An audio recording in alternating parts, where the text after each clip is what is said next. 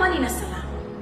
Kila siku mama kanisa huadhimisha kumbukumbu, sherehe au sikukuu za watakatifu mbalimbali. Hawa wanakuwa na ujumbe mahususi kwetu, kutufundisha, kutukumbusha ama kutuhamasisha jambo fulani, na hasa maisha yetu ya kiroho. Sasa kila ifikapo Januari 21, mama kanisa hufanya kumbukumbu ya Mtakatifu Agnes ama Mtakatifu Agnes kama tulivyozoea wengi.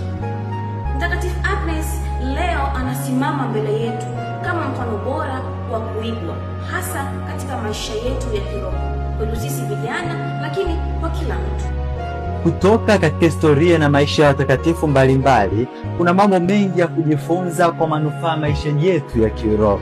Mtakatifu Agnes alikuwa bikira na shahidi. Mtakatifu huyu ni mfano bora sana kwetu mimi na wewe.